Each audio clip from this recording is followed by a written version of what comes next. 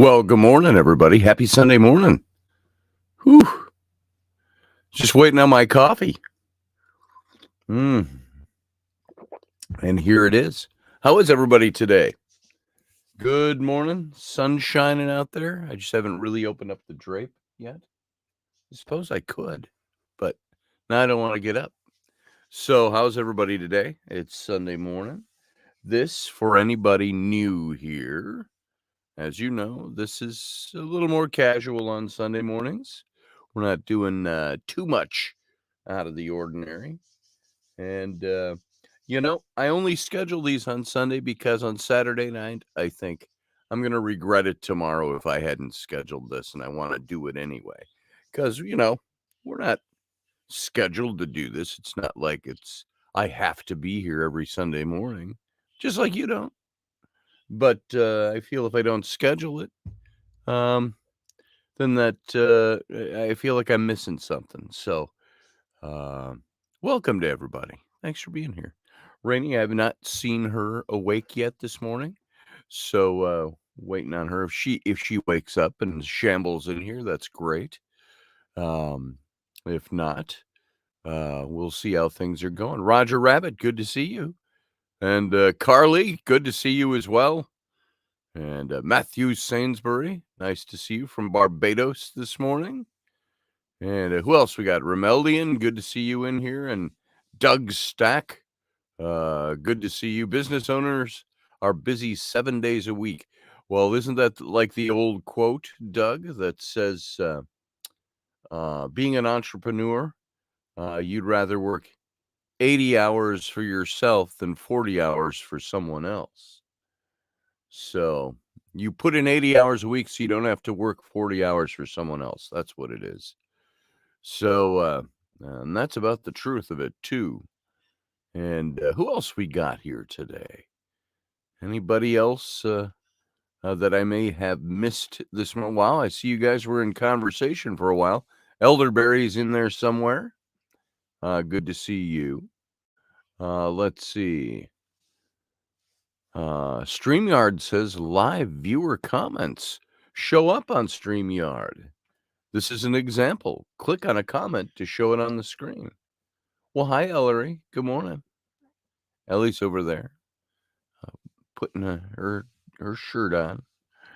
So anyway, Roger Rabbit is present. It says everyone can take their seats now. All right. And Carly says, Scotty, everyone, good morning. Sending you all positive healing vibes and much loved light, favor, and blessing. There you go. What about Billy? Who's Billy Billy? Ellie just said, what about Billy Billy? What about Charlie Billy? What about Charlie Billy? That's different. He's different than Billy Billy? Is it Billy Billy's brother?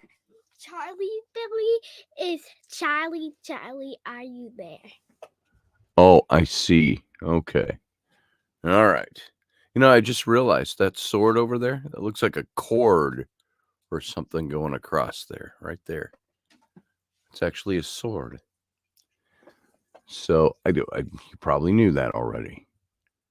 So there we go.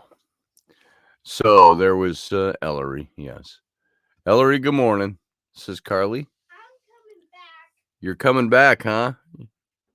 Why, you got something you want to contribute this morning? Control you. Not control, contribute. See, that's right where her brain goes. Control you.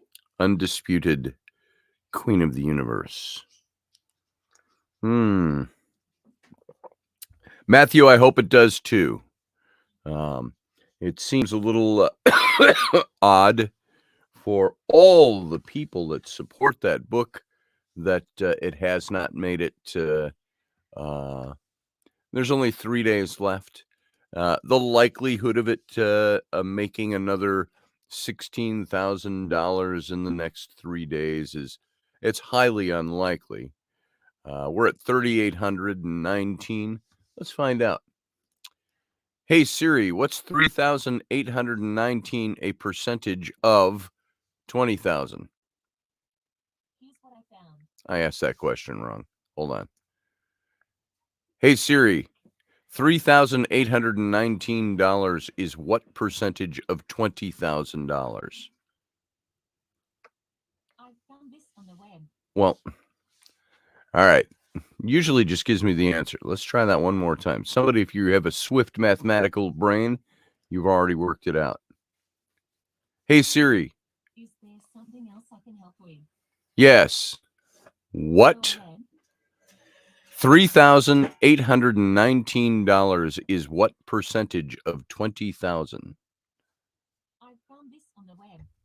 I found this on the web. That's not what usually just says what it is. So I don't know why. I'm going to try it one more time because I'm crazy that way. I'm telling you, it usually works. Hey Siri, 3,819 is what percentage of 20,000?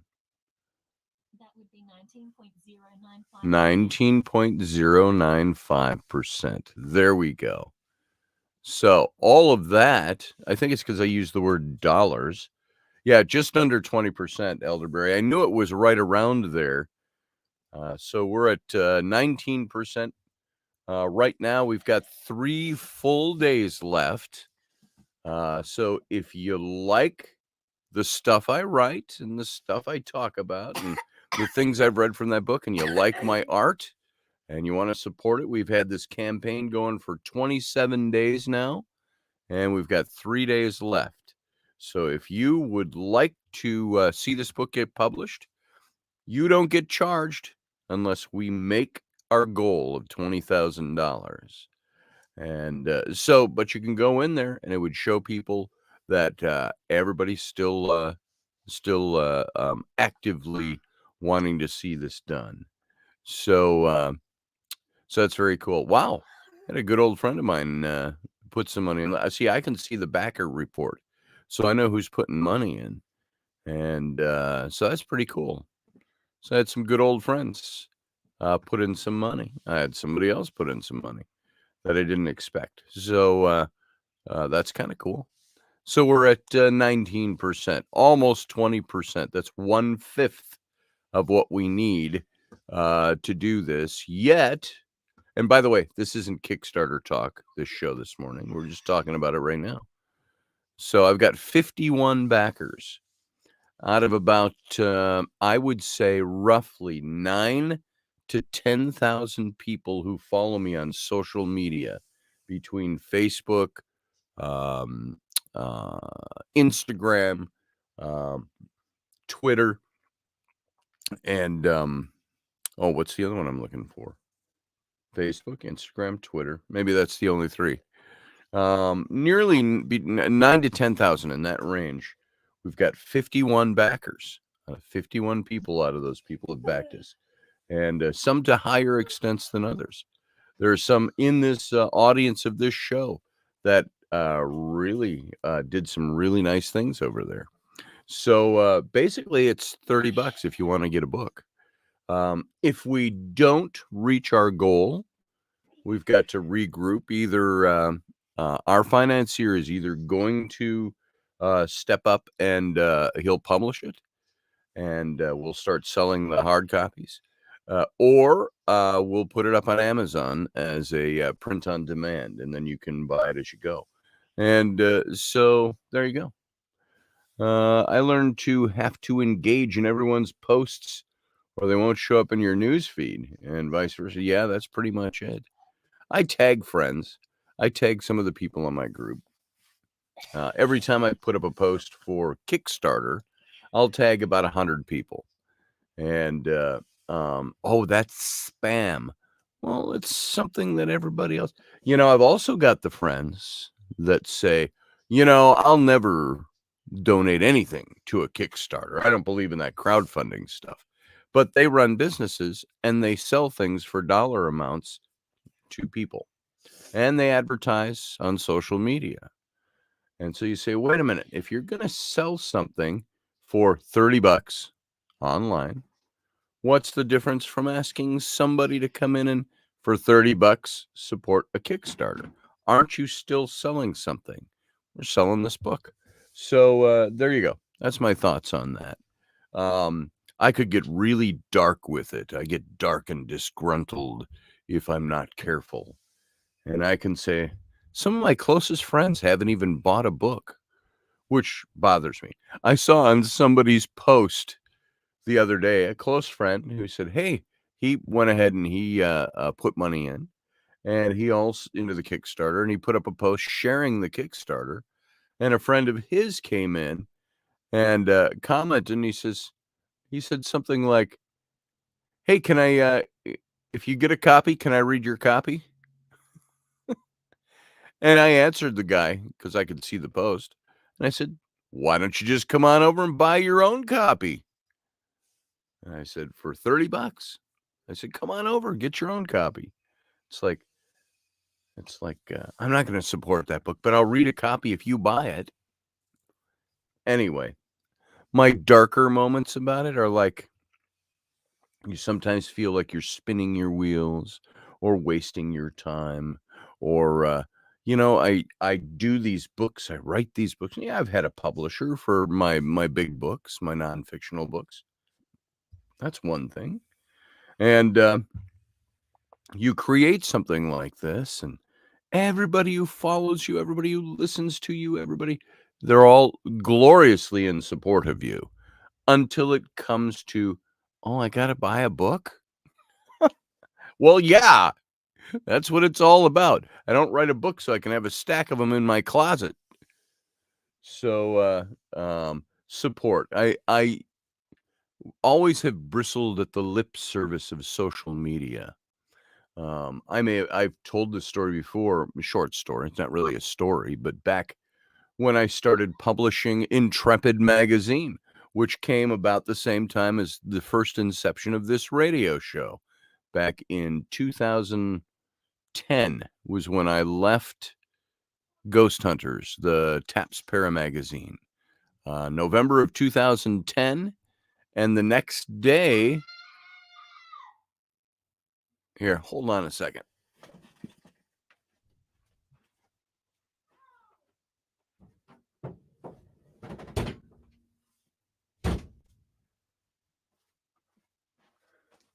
There we go. That'll show them. Hi, beautiful. Good morning. Yeah, whatever, Rainey says. So I slammed it after I heard shouting, which picked up by the microphone. So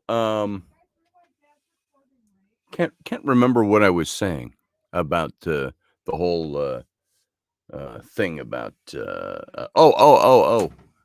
left Taps Paramag, and I started launched the very next day. Launched what I'd had in planning for the month, Intrepid magazine. That was November of 2000. I want to say it was 2010. It might have been 2011. Now I got to go back and look and refresh my memory on that. Whatever it was 11 years ago or 12 years ago or 13 years ago. Can't remember. Be 12 years probably. And I had thousands of people say, "We can't wait till you launch your magazine. We're going to subscribe." And I used the same subscription rate as there was with Taps Paramag, and so I put it out there, and in the first 3 months, all we got from those thousands of people wanting to support my new magazine, 12 subscriptions, 12. Everything else we got from other sources. So, anyway, if we don't make the Kickstarter, we will publish a different way, and we'll look at the distribution market, which will go out into bookstores and things like that. Ingram and some of those other big ones, and maybe even the direct distribution market, where we used to distribute comic books and graphic novels and things like that. So we'll probably do that and see how that comes along. Yeah, that's it, Roger Rabbit. He says, "We had that same thing happen when we were struggling and finally asked for financial help from Kinsey's followers. People react to all kinds of posts, but when we're in need, people go silent." That's true. I think that there's something to that. It's either everybody's got their own bucket of shit that they have to deal with, and I love you. I support you. I support you. I support you. I know there are times where I've had opportunity to donate to somebody's causes, and yet we're in financial straits, and we can't do it. We can't justify $10 sometimes. I get it. Shit happens. Life is shitty sometimes. And even if we say, look at our poverty in America. Our poverty in America is of such a high standard. We've got a house over our head. Imagine people impoverished in third world countries and walking into this townhome. It's a townhome. It's a glorified apartment. It's a side by side with another one that looks just like it on the other side of the middle wall. But we've got space here. We've got all this space down here for studio. We've got 4 bedrooms. We've got 3 bathrooms that aren't just holes in the ground with a grate over them and a hose. And we've got a kitchen. We've got utensils is not the word. Amenities. We've got a refrigerator and a freezer. We've got a microwave. We've got a dishwasher. We don't have a disposal, though. So I think our rent's way too high. So, and we've got a little bit of a yard, a big yard in the back that goes to the woods. We have a nice place. But you look at that and you go, our standards of poverty are very different here. We can have all of this and not have $10 to go get a couple of cups of coffee. We have those times of our month that are like that. And so I get it with anywhere from 9 to 10,000 people who follow me. There's only a handful of people that are actually in positions to do anything for anyone. But Roger, you're right. As soon as your needs a lot more elevated than my needs. This is just about publishing a book. This isn't even about money coming into my pocket. This is about, well, eventually you publish a book and you have a little piece of it that you get. The publisher makes money on it, and then I, in turn, would make some money on it.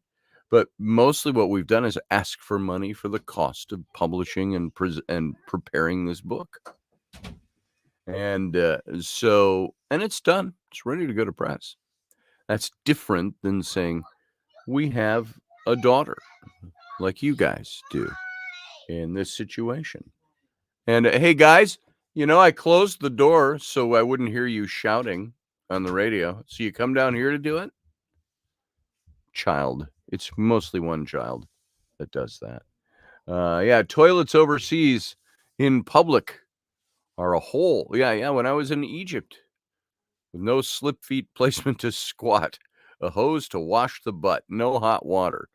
Yeah, we were at, I remember, in Karnak temples in Egypt, in Luxor, and I had to poop like you wouldn't believe. And I really did not want to go use the public restroom. And there was no public restroom there for that big tourist site. It was some of the workers there who lived on site said, you can come and use our bathroom in our home, which was a little apartment that they got to go into there. You got to be quiet down here. And so the small child is in trauma. She's been in trauma all morning, probably because she's doing stuff upstairs and Big Brother doesn't like it. And I don't know what's going on. So anyway, yeah, used their bathroom at Karnak Temple in their little apartment. It was basically, there was no toilet.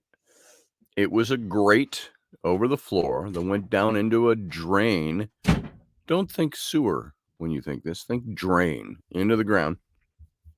And there was a hose, like your kitchen sink hose, that was coming out of the wall, laying on the floor. The same floor with the grate where everybody pissed and everybody shit. And it's like, oh my God, seriously? But I thought, if I don't go now, I'm going to certainly poo my pants. So I had to use that facility. And then, of course, there's no soap and to wash your hands. So, but I did carry a little hand sanitizer thing with me in Egypt. So, yeah, here comes the temp rant. Ain't that the truth? So she heard him, said Elderberry. Yep. Hey, Steph. I see Steph is here. Cuervo Queen. So good to have you here. Steph says, I hear you, Scotty. Sometimes you don't realize that pile of shit that you're going to step in because you think the piles are all cleaned up and you can run through not worrying about it. Then blammo. That's the truth. Grumpy says, yeah, Rainy is the dishwasher. Some days the dishwashing is my job. I don't always do it on time. Like the last couple of days, our dishwasher's broken down. So we've got to get that fixed. Now, we don't have to. The owner of the house has to. The landlord. And I hate those terms. We've given it a different, we brush over that. We don't have landlords. We're not in a feudal system here. It's the person who owns the house that we pay rent to. She's got to fix it. And so it'll get fixed soon enough, I think. She's a pretty decent person. They've always fixed everything right away when we need it. So we're in a mode right now of washing dishes by hand. Oh, like the commoners. We have to use soap and hot water touching our skin and sponges. Sponges are for the lower class, are they not? And so, yeah, so we wash dishes. But that would be my thing, Doug, is always getting up early in the morning. And I do the kitchen because I want, when my wife wakes up, I want her. It's usually the stuff from yesterday and last night. And I do the dishes. Now, the kids are old enough to start doing them, but they're still not in a mode of, this is my job. I have to do this every day.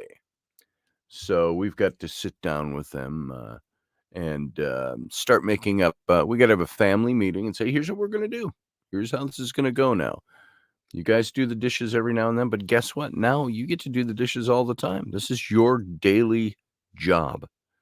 Whether it's hand wash or whether it's getting the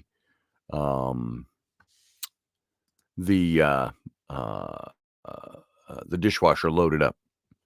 So Sean Bowden says, my dishwasher is 9 years old and looks just like me. It's got chin whiskers and yeah.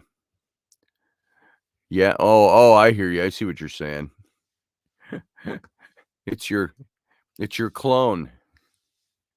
So yeah, I had to wash dishes. I had to wash all my dishes. Says Lucky Smith, I use the dishwasher as a drying rack. We are a 3-person house, so it's much easier. Yeah, we're a 5-person house, and dishwashing was always, load up the dishwasher, let it go. But I grew up washing dishes by hand and washed dishes by hand most of my life. I got no problem washing dishes by hand. I even have made a rule, which doesn't really get adhered to, but the rule is I got one of those spray things of Dawn dish soap. It's got a sprayer on it. And it's, I told the kids, when you're done eating something, not as a group. If we all eat as a family for dinner, and we'll stack it all up and do the dishes together. But if you have something, you have a bowl of soup or ravioli, whatever, SpaghettiOs. When you're done, go rinse your dish. And when you're done rinsing it, take that spray, spray it into that bowl. Take the sponge, wash it out. You know what? You can put it in the rack to dry, or just take the dish towel, dry it, put it in the cabinet. Doesn't work. It's like remembering that they need to wash dishes. I don't think they forget. I just think they just do other things. They're like, if I don't get seen putting this dirty dish in the sink, it's not my dish. So there you go. And so, yeah, I grew up washing dishes.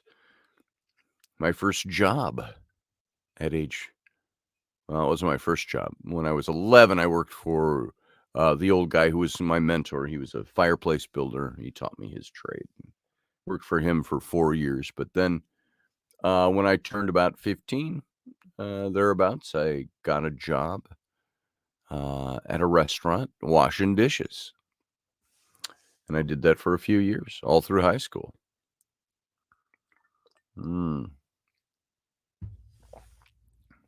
So, I remember, this is a different topic, but on the same topic. This is legalism. You all know what legalism is? Legalism in a church setting. Do you know what that is?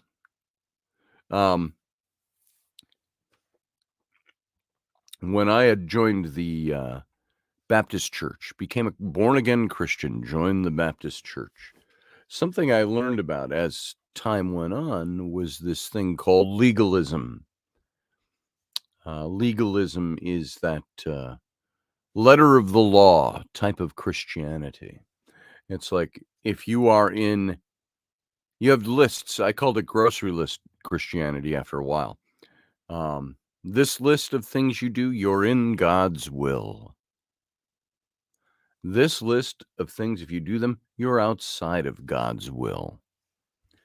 And I was just thinking of that because I remember my youth pastor at our church kind of took me aside once and he goes, I hear that you're working as a dishwasher in a place that serves alcohol. I said, yeah. So I don't drink alcohol. I'm 15. Do you think that's where God wants you to be? And I didn't know what to say. I was a dumb kid back at the time, and he was the youth pastor. I said, well, it's not a problem for me. But he had me believing right then and there I was outside of God's will. I was in this list because I was working for a restaurant that served alcohol. Another example of legalism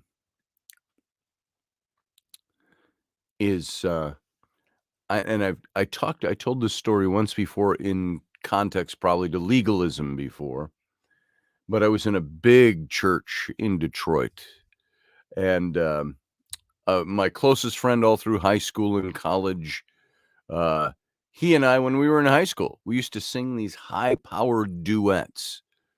If you've ever heard of Robert Hale and Dean Wilder, they were opera singers who became Christian singers, and they do these high-powered, and we would do those kinds of things, even in high school.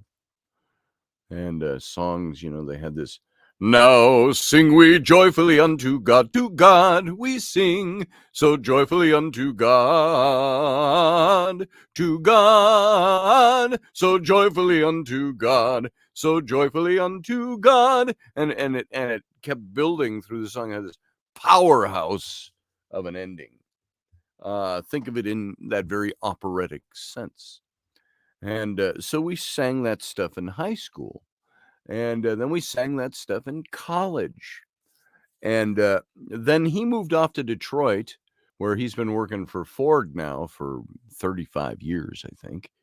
And I would come out to visit, and he had a friend who had a print shop that had an in-house ad agency. And he said, Gary wants to talk to you. And so back in 1989, I moved out to Detroit to take that job as a creative director of his shop. And then I was hired away by someone else out there, and I eventually came back home and started my own business. And after my twin daughters were born. But we're at this church where he attended church, my friend, and also the boss of my company that I was working for. And so I attended that church. It was a Baptist, fundamentalist, conservative Baptist church, which I had not yet drifted out of. And it's 1989 and 1990 and 1991. I left that church in 1990, partially because of this story. Kent and I, my friend Kent, we sang a duet in church, an arrangement. And it's a big auditorium. Think of those TV churches. huge. I don't know how many people attended, but it could seat probably 1,500 people. And so we sang on a Sunday morning, much like this Sunday morning. We sang a beautiful duet. It was done by, it was a Steve Green song. Now, if you know who Steve Green is, you can look him up. You can find his songs, I'm sure. He was big in the evangelical music movement in the 80s and the 90s and probably the 2000s. He's probably still going for all I know.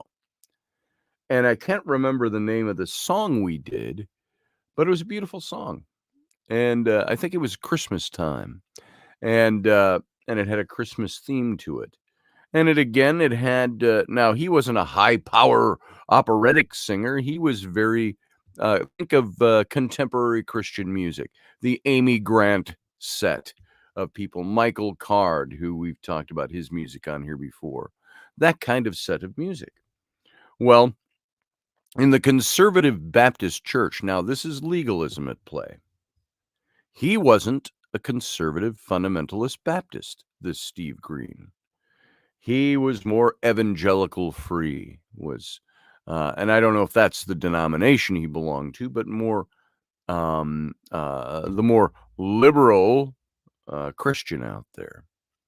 Still believed the same things we did, just their approach to church governance and the way you handle yourself in society were different than what we believed as conservative fundamental Baptists. And so he was to be marked and avoided, which was a phrase in the conservative fundamental Baptist church. If they don't think like you do and act like you do and believe to the letter of the law what you do by Baptist polity, then they are to be avoided. Well, Kent and I did this song in church, and we sang an arrangement of Steve Green's, but it wasn't Steve Green singing it. It was us. And in the Baptist church, they don't clap. Oh, that was a beautiful song. It's amen. Everybody will say amen or glory or things like that, and so we finished this song and it reverberated off the walls. It was this powerful ending. Amen. The whole church is amen, amen. Christian conservative fundamentalists clapping. Amen, amen, glory, amen. And it was cool. Well, the next morning, Monday, we got asked if we could come in and meet with the music minister of the church, who had also said amen, by the way, the previous morning. And we got severely scolded for, I did not know that was a Steve Green arrangement of that song. If I had known that, I wouldn't have allowed you to sing it. And it was kind of a how dare you. And I don't remember the whole content. And I remember my saying to him, glory, hallelujah, Matthew Sainsbury, glory, hallelujah. It's like one word. Say hallelujah. And so I do remember saying to him, this is when I was first really starting to come out of my shell when it came to legalism and the things that I questioned in the church. This is right around 1990 is when this happened. So, you're talking 32 years ago. Because I remember I said with all boldness to the music pastor of the church, I said, well, Mike, I said, are you telling us right here and now that God was displeased with that song because Steve Green arranged it? Was God unhappy with it? I said, were we tools of Satan yesterday by deceiving the whole church into believing it was a God-honoring song? And they all said amen and glory, but they were deceived because actually it was a song written and composed by Steve Green. He said, I'm not saying that. I'm just saying that we've got rules and you can't have you can't do a Steve Green. I said, I'm just going to ask you again. I said, I need to know for future reference. I said, we have said, and we didn't have the word cancel culture back then, but I said, we have, in essence, whatever my words use, we're canceling out Steve Green because he's not a Baptist or a conservative or a fundamentalist. I said, but he's a Christian. He's a believer. He's a biblical believer by our standards of belief. I said, he might practice differently, but he's a believer by our standards. And I said, you're telling me that in this church, God cannot be pleased by a song that can please his ears in a different kind of church, but not this church. I said, that doesn't sound to me like biblical Christian living. That sounds like legalistic Baptist living. I said, which I am not. And so that was one of the first steps. And it was really almost as a direct result of that I had left that church. I didn't make a big thing. I'm leaving the church or anything. I just, we had moved, my wife and I at the time, we had moved from that part of Detroit into the outskirts up in the northwest of the city, a good almost an hour drive away, 45 minutes, because where I took a job up there. And there was a beautiful church up there. The guy who was the pastor of that church was the brother-in-law of the pastor of the big church in Detroit. And but they weren't a Baptist church.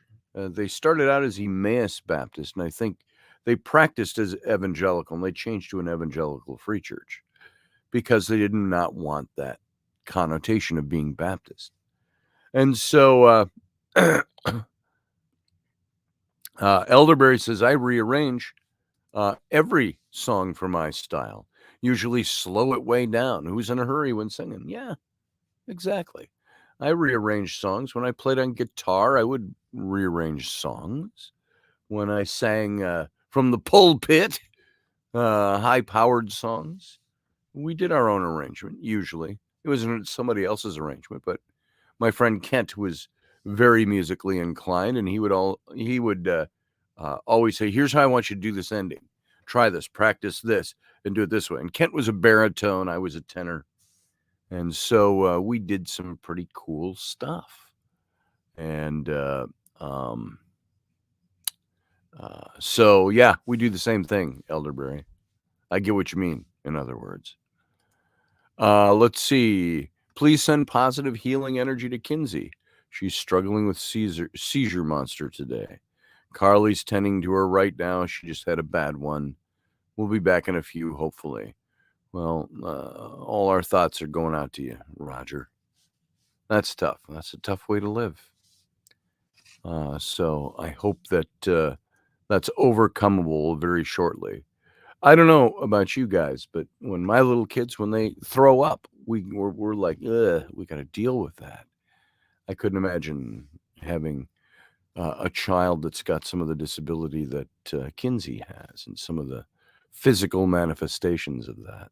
Always have to be on alert. So,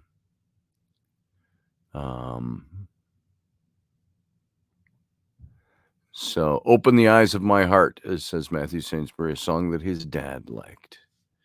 Yeah, there were all kinds of songs that I liked. All kinds of. There were songs I did in church that were not from approved songwriters on that list. So we had to do songs in the Baptist church in Detroit. They were like Bill Gaither, I think was his name, if I remember right. Type of songs, stuff out of the hymn book, things like that. I once did a song that was completely a cappella. I was asked at the last minute, can you fill in? Somebody was supposed to sing, they can't make it today. And I just did Amazing Grace. I did all 5 verses of Amazing Grace without a pianist. I didn't practice it with anybody. I just went a cappella, solo a cappella, and I just modulated up with each verse, which is just modulate up to a higher key. 4 or 5 verses, 4 or 5. I can't remember how many. And I added in a different song in there. I had heard this done before. Oh, it was Steve Green did this on one of his albums. And boy, can we not sing Amazing Grace because Steve Green sang it once and had his own arrangement of it? That's what I asked the music pastor that one time too. I think I even said, "Did you know that I sang another song that was a Steve Green song?" I had that happen once before too. When I was working with the youth ministry, while I was in college, Baptist church in town that everybody went to, if you didn't go home on the weekends. And I taught a song to the youth group, and the youth pastor loved it. But then the next day, same thing. He got on me. I don't remember whose song it was, what the arrangement was, but the words said something like, on the cross crucified in great sorrow he died. The healer of men today. It was a song like that. It was called The Healer. The healer of the heart, the healer of the wounds, the healer of the sinful soul. And it was a wonderful song the night before, but when he found out it was not a song condoned, he got on my case about it. I said, and now I was not even thinking of drifting away from that faith back then, but I was like, really? I said, why don't you like that song? I remember him not being able to give me a reason. All of these things were stepping stones to where I got to leaving the church. But I said, can you tell me what about the song? And I wasn't being combative or confrontive. I said, you didn't like that song? You don't want me to ever sing it with the kids again. I said, what about that song was bad? Because I wanted to know. Did I miss something? Was there some subtle theological point that I didn't get? And he said, I just don't want you to sing that anymore. I said, you don't have a reason for that? I said, I don't understand your reasoning. And he would never give me a reason. I remember that. I thought that was weak. And I considered him after that to be very weak. If you were going to ban something like that in a service, can you tell me why you want to ban it and you hold a position of authority in this church? It came down to, I want you to not sing that because I said so. And I said, you don't have any reasons for me? I said, what lesson am I learning from this then? And I think he responded something about, you're here working with youth because you go to college. The college I went to, the Bible college, was associated with that church and so on. And it was almost like I got the feeling I get when I think back to it is, I'll let the hierarchy at the college know if you don't just shut up and do what I said. That was the tone of it. And I never understood that kind of, I'm in Bible college. I plan to go on to seminary and learn the higher things, the deeper things of our theology. But you can't tell me, you don't think I can learn a good lesson by you telling me what's wrong with this? Shouldn't I be taking that information with me if there's really a bad reason I'm supposed to? So, never happened. Mike Yehudi, I can't yell this morning. I have no voice this morning. Good to see you, Mike. And Matthew Sainsbury, you're right about Amazing Grace. There was actually a movie done about that with Albert Finney played John Newton, former slaver. That's the story of the song Amazing Grace. He was in the slave trade, and he became a Christian. He became saved, born again. And he left slaving, of course, and he left a debauched life. And he wrote that song, Amazing Grace. How sweet the sound that saved a wretch like me. I once was lost, but now I'm found. Was blind, but now I see. And so it's a great song. So I saw that movie, said Elderberry. Yeah, it was a good movie. It was all right. About the slave trade. Wasn't Cumberbatch in that movie? Didn't he play the prime minister or something? And the guy, I can't remember his name. He played the young Horatio Hornblower in the A&E mini series of movies about Horatio Hornblower. And he was in the Fantastic Four, the first one that came out. So, anyway, Leslie says, my papa could sing Amazing Grace so beautifully. It gave me goosebumps. It's nice to remember that you have a dad who sings. I thought of for Abby and Bryn especially because I sang a lot for them when they were growing up. At bedtime of cutting a little private CD for them of songs that we used to sing. So might do that one of these days. So they'll have it after I die. Can play to grandchildren someday. This was my dad. This was your grandpa when I was a little girl. Would sing this stuff. Thought about that. So, see, the youngest prime minister in English history. Yeah, William Pitt. There you go. Leave it to Matthew Sainsbury. That's who he was.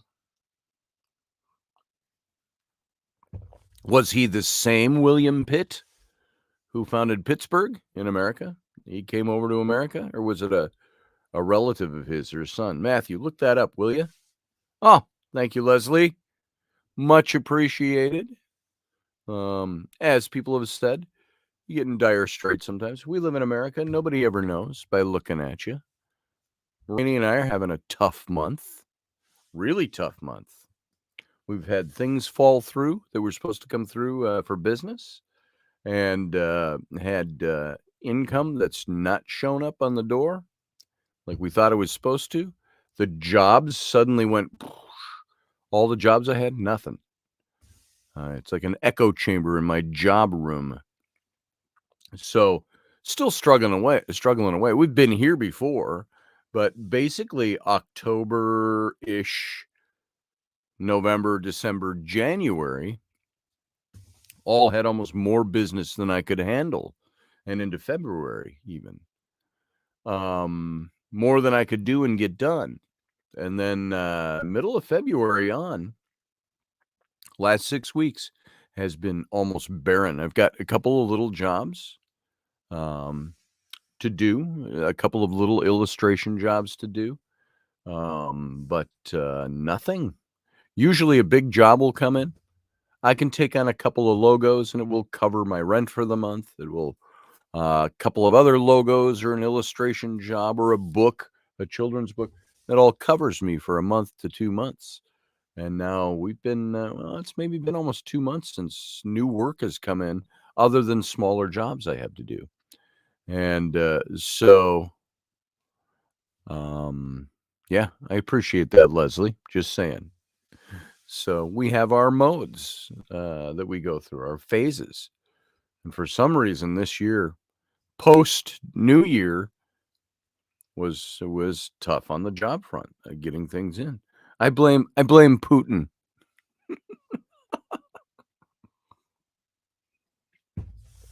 Isn't that fashionable with the White House now? There's problems. Blame Putin. Okay, not getting into politics. I promise. So, gas prices, yeah. I just had, I got about $300 in my account yesterday, and we stopped and filled up our car, which is 15 gallons. And because I used the, Leslie, you'll know this because you're local, the Cub Foods card accepted at this gas station. I put in the Cub Foods card and knocked it down to $3.79 a gallon. And Rainey said, "Oh, fill it up at that price because it's over $4 here."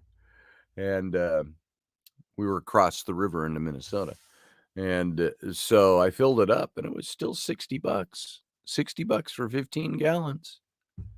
So it's ridiculous. Yeah, and I lost the Cub Foods card last night. I put my, I ran my credit card or my debit card, my Visa card, from the bank and my PayPal card. Ran that for gas.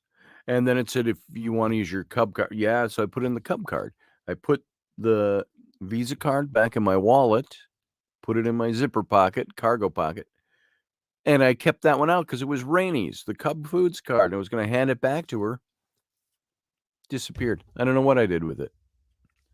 So, yeah, Cub Food card helps.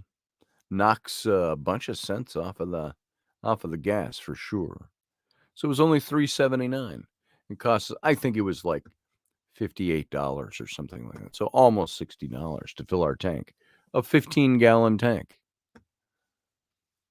On a, we've got a Buick. It's the new car Rainey picked up through her mom. Yeah, I'll find out. Rainey said she didn't have her phone number on it for some reason. I don't know why. So we could probably just go reset it if it's got any of her information on it. So,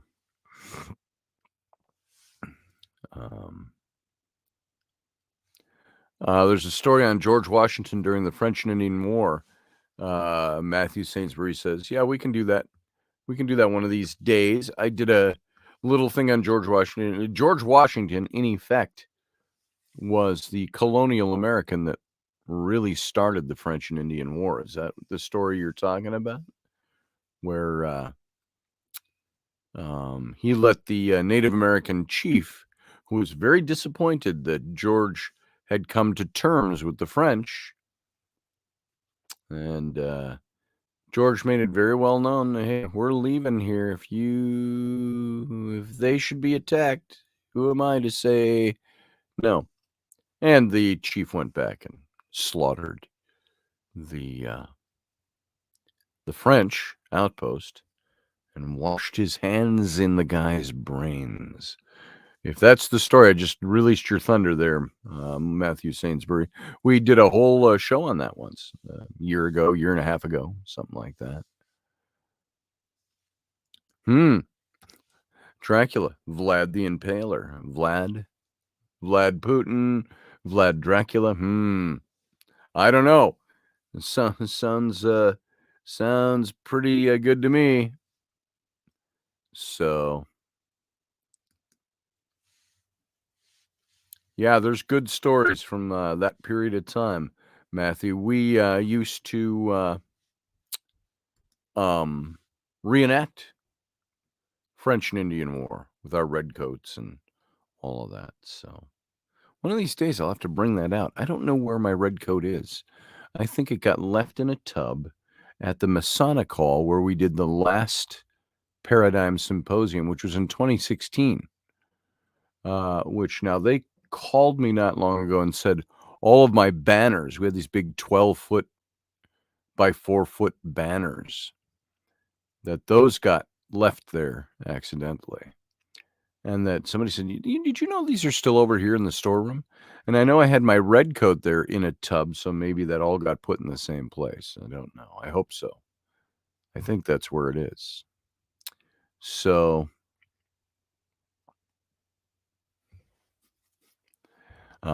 anyway, let's see. I'm proud of everyone, says Leslie. Everyone has pushed the like button.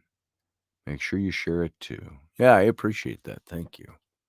So, and as you all know, Sundays are kind of low key, and even more low key today. You know, laying in bed and I felt pretty good. I was awake for about an hour. Like, hey, I'm good. And then I stand up and I'm like, oh, I don't feel like getting up. So I made coffee. I got up at like 13 minutes before the show started, and my hair was like all over. I look like a mad scientist. I'm going so bald. All that has to happen is this little island right here in front. When that's gone, I'll have that ribbon of. If I let it grow really long, I'll be bald back to here, and I'll have that big poofy thing coming out. If that happens, I'll just do the Picard haircut, and shave it all down real close to the skin, or I'll just shave my head. I'll go totally bald. Not gonna do the in-between crap. So, make sure you get your copy of The Sword and the Clay. There's the link, folks. If you have not, thank you, Leslie. If you have not been able to sign up for your copy or go up the scale, there's 5 more, I think, levels of rewards that you can get for a little bit more money each one, and that helps put money into the cost. I had a good friend of mine, put in $65, who's somebody I thought, they're always tight. I didn't think he'd even be able to do it, but he put in $65. And so he got one of the higher levels. They go all the way up to $1,000, these levels. Now, nobody's taken advantage of that. There are some people in this room, I don't know if they want it known, that went up to the $250 level, which is outstanding, and thank you. You know who you are. I'll say your name if you want me to. I got no problem with that. I just don't know if you have a problem with that. So,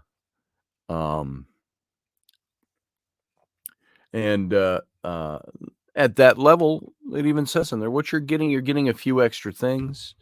You're getting a couple of different books, maybe 3, or it's 2 maybe, and autographed, and you get the bookmark, you get the tumbler, you get an art print signed, and the rest goes into the publishing effort. And it helps Manitou Free Traders. The real purpose of this Kickstarter was to demonstrate to our financier that it was worth his while to publish this. It was to show him that there is an audience out there for these books. And I said, I think we'll be able to easily cover the cost of publication, which is between 16 and 18 in that range. His cost out of pocket. And so he said, I don't know how those things work. You show me, and we haven't made it so far. We got 3 days left, and we're 18. What would we say? A little over 19% funded, with 3 days left. So there's either not interest out there for these kinds of books. I know that it's reached a broad audience. We've even had, he paid to have press releases done through a PR firm that went out to places that had nothing to do with my Facebook or social media following. And so there's a few names in there I don't recognize, but that have put money into the effort. So that was really the bigger purpose, was to let the publisher know people like these kind of books. And if he is convinced of that, he'll fund more books. If he sees the results of this and finds people aren't really all that interested, we may not have another opportunity to do another book with him being funded by him. So there you go. That was the bigger purpose, and I stated that at the very beginning. It's stated even on the Kickstarter. This is really to demonstrate to our publisher that this kind of book is efficacious, that people want this type of literature for kids and adults, illustrated historical literature. I think they do, except PayPal. I don't know. So did they? Are you saying they didn't? Oh, I see. I'm upset with Kickstarter. What finance do we have available or via PayPal? Carla and I wanted to pledge $250 and even planned I would make those payments, but it won't accept PayPal credit. Oh, that's too bad. I'm sorry about that. I think it's because PayPal, people can cancel on PayPal. I thought they'd gotten a little stricter on that, but I might be wrong. So, yeah, I don't see a PayPal link on here at all. I see, well, I can't, I'm not even looking at it in the right place, because I can't even click on the back this project to look and see what's accepted. I could go dig it up, but so I'm not going to do that right now. I think it's probably just debit cards and credit cards and things like that. So,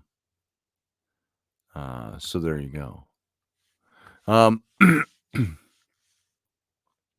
But I don't want to guilt anybody into donating money to that, or putting money into it. I want people to do it because they want to.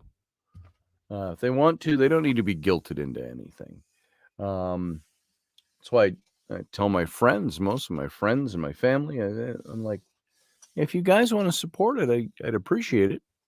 I was surprised by the number of my close friends that haven't done anything. And like I said yesterday, I've got some friends that are like, well, we don't believe in the crowdfunding and all of that or whatever. I've heard them say that over the years. Yet it's for money from people. There's an exchange there. That's all the Kickstarter is. People put money out for their book or money out for the book plus one of the rewards. Guess what? That money comes to me, our publisher, and the goods go to them. It's the same thing. It's a purchase.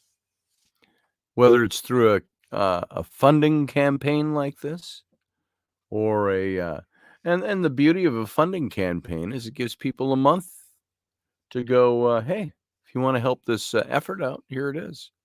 This helps this effort. I think it was a stroke of genius when they came up with these crowdfunding campaigns and these websites. So there it is. So what else we got? Use the guilt, says Roger. The ASPCA commercials have no shame. Ain't that true? Aren't you going to save the life of this poor dog? Like the angels. Whatever the song is, you get it. Circle of Death, says Grumpy Stack. I have no idea what that is referring to. Me too, Carly. If I was independently wealthy, I wouldn't ask. So, let's see. Leslie, people. Yes.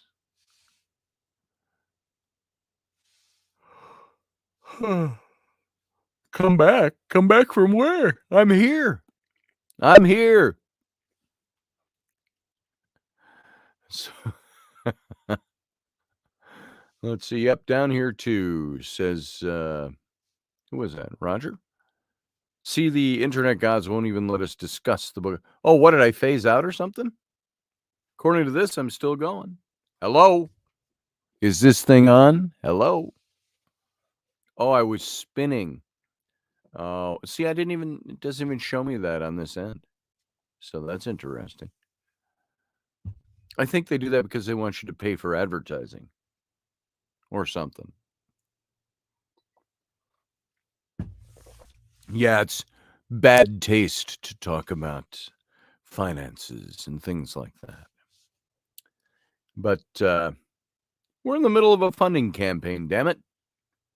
And so there's sometimes, you get really, I am almost ready to just say, with 3 days left, we're not going to make it.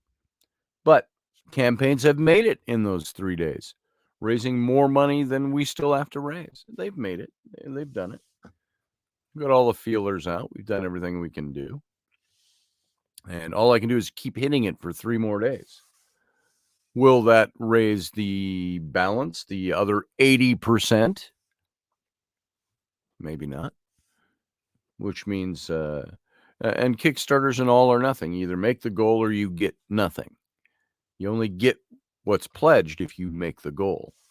So we'd be back to square one where we were a month ago. So we'll see. We'll see what happens. We'll see what our financier wants to do.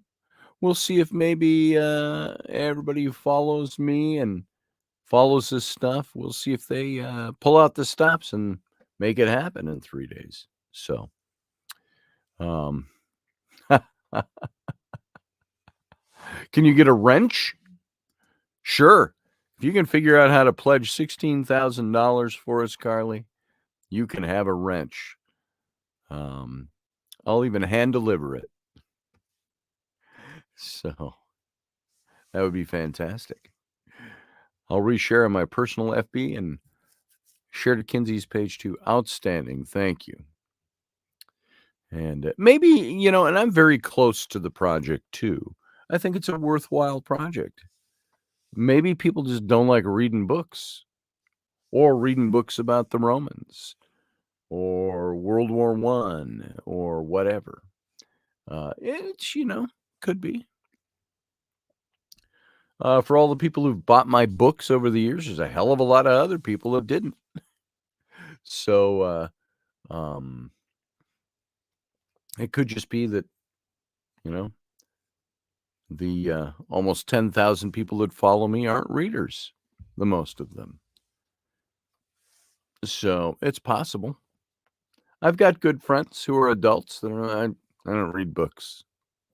It's like, why not? So I have too many books.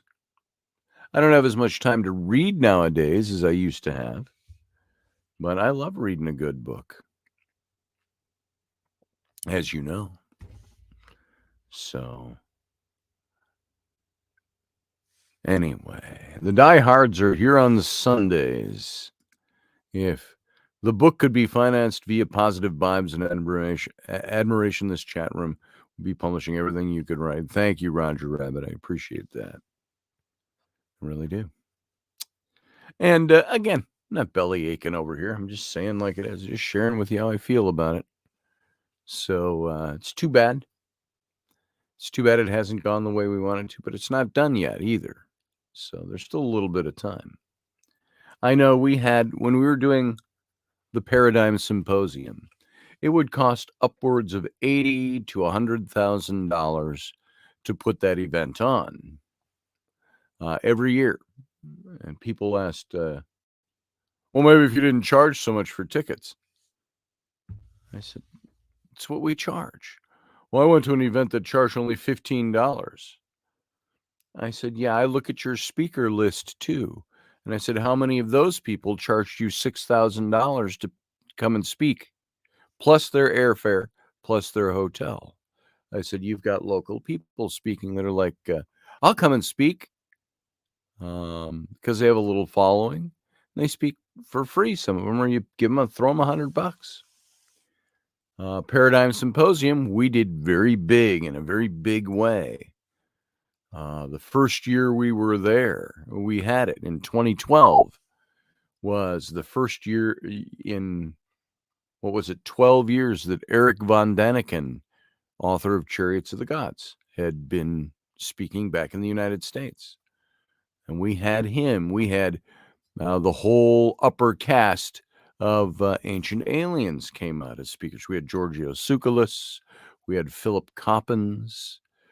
George Norrie from Coast to Coast came and spoke. We had a bunch of smaller authors that weren't as well known, didn't have the TV shows and stuff, but people that that were in that field that came. We had 16 speakers that first year.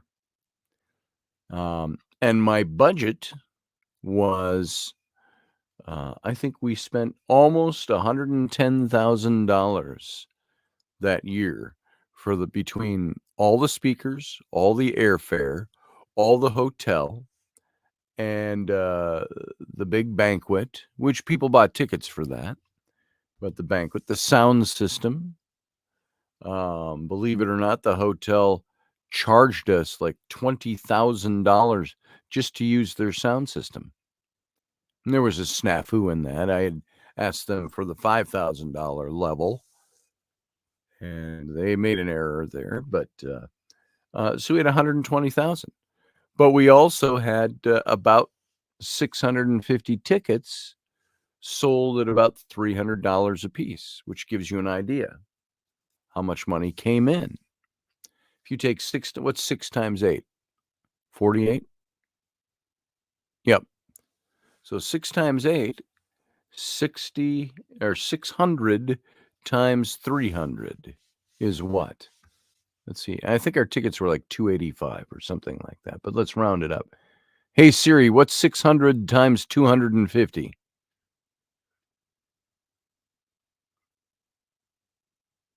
The answer is 150,000. Yeah.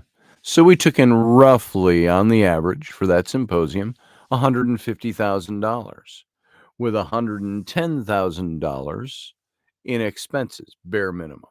We had other expenses in there too. We did advertising, we did stuff. Because I remember we ended up with about $1,000 in our pockets after that event. And so that's what those things. Yeah, we had a ton of tickets sold for that. Hey, Delaney Pearl Jones, good to see you. And we did that event once a year. We'd start that event. We'd start advertising that event at the event for the next year. And we sold tickets at that event. We'd say, we're going to start selling. If you buy your ticket for next year now, you'll get $100 off or something like that. And we sold a lot of tickets that way. And some people were like, well, how can you charge so much for tickets? I said, well, because it's an expensive event to throw. We're not having it in somebody's garage with people that we can pay $15 to come and speak. Eric Von Daniken alone, that year alone, cost us $19,000 just to get him here. He had his fee, plus he needed business class airlines between Geneva and Minneapolis, and he requested an executive suite for the 4 nights we had him here. So you added it all up, it was $19,000 to have him. Giorgio Tsoukalos, he was close to the same, but not quite as much. Oh, and Von Daniken, we had to throw in the airfare for his assistant too, at business class to fly. So, but Von Daniken also delivered. He was very good, and what he was well worth putting out that kind of money to have him here. And he would take his time. I just told him all I request is that you make yourself available in the off times when you're not speaking. Hang out so people can see you. Not that you can't have any private time, but and he would go outside and take a snifter of bourbon or scotch, whatever he drank with him, vodka, and have a smoke. And I saw a young couple once walk past him. He's sitting on the bench outside the hotel. And they said very sheepishly, well, hi, Mr. Von Daniken. We just wanted to say hello and we appreciate it. And he slides over and he pats with his hand. He pats the bench and he says, you come and sit with me. And we says, we'll talk for a while. And they sat down and he talked with everybody like that. So he was well worth it. Needed a specific temperature in his limo. Yeah, maybe so. I can't remember if he took a cab and we paid for it or if we went and picked him up. I can't, but we picked up all our speakers. We also ran the hotel shuttle. And when people flew in, just people who bought tickets, we'd go pick them up as well at the airport. We'd send a driver. And now your ticket was extra. Your ticket was your ticket to get in. And we had 3 levels of tickets. We had one that was just speakers only. We had one that was speakers only, plus you get the banquet. Then we had speakers only, plus the banquet, plus private parties with our speakers on top of that. And we had 3 different levels. And I don't remember what the levels were. It was like, I don't know, 185 to 335 or something like that. Those 3 levels. And we thought it was worth it. And that first year we did that, we had a packed house. And we sold about 650 tickets. So it was pretty cool. And the next year, we didn't do so well. And we didn't have all those big names, but we had guys like Robert Bivall. We had Scott Walter from America Unearthed. Of course, he lived locally here in Minneapolis. We had, who else did we have that you would know and recognize? Well, we had a bunch of them in 2013, 2014. We had Graham Hancock and Von Daniken was supposed to come and he fell through that year. But so we had different people coming those years. We always averaged about a dozen to 15 speakers. That was a lot of fun those days, doing those things. And our last one was in 2016. We had to cancel the 2015 because we lost a bunch of money with a hotel and got royally caught with our pants down. And we had to cancel that event. I thought that was pretty much the end of my career and my public persona. And I just put out there, here's what happened. I said, we're not canceling, we're postponing. I said, your tickets are still good. And I had said from the very beginning, we offer no refunds for tickets. So if you had bought a ticket, there's no refunds, but you can use it for the next one. So we rescheduled it for 5 months later, something like that. And we were able to pull that one off. We only had a handful of mad people at us, 3 or 4. That was it, sincerely. So, but it was all right.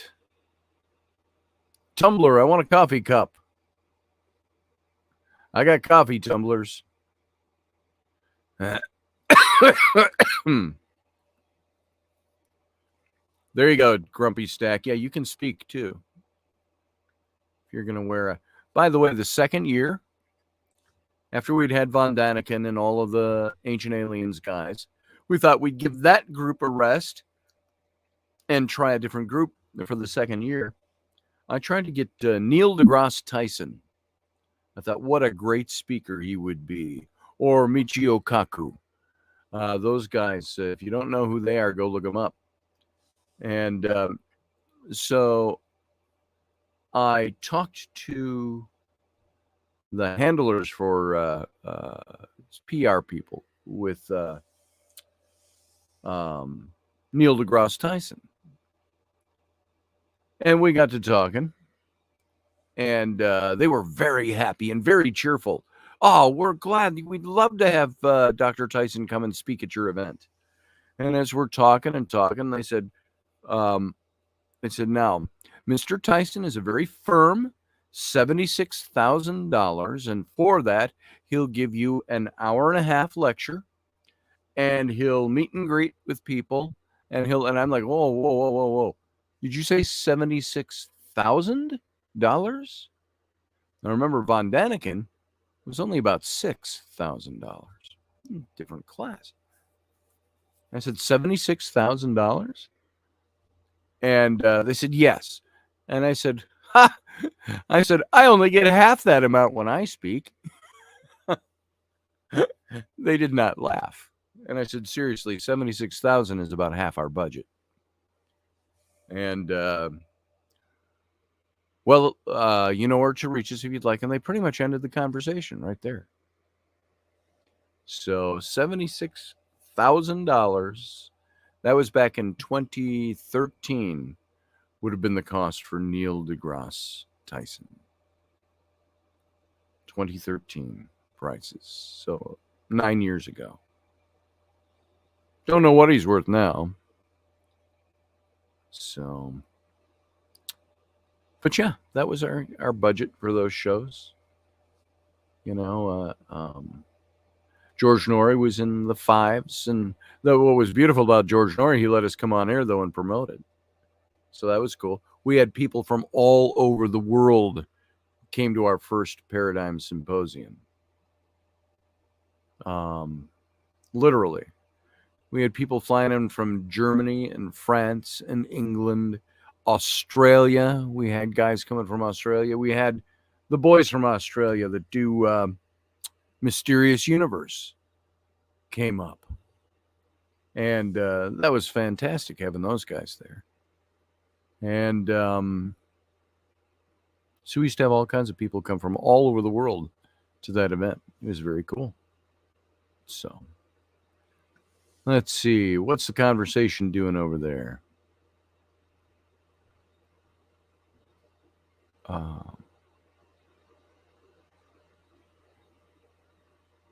I heard about the smallpox blanket thing, Matthew Sainsbury. I thought I had heard that wasn't quite what we thought it was, but they infected them in other ways. So, hey, beautiful. There might be a Rainy sighting today. We'll see. So,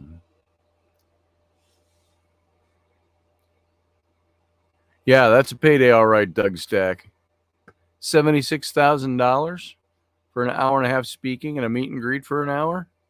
If I could make 76 grand for a half a day's work, you know I'd be all over that.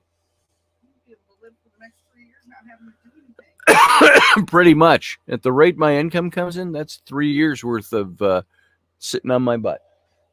So there you go. Pay all our expenses for 3 years.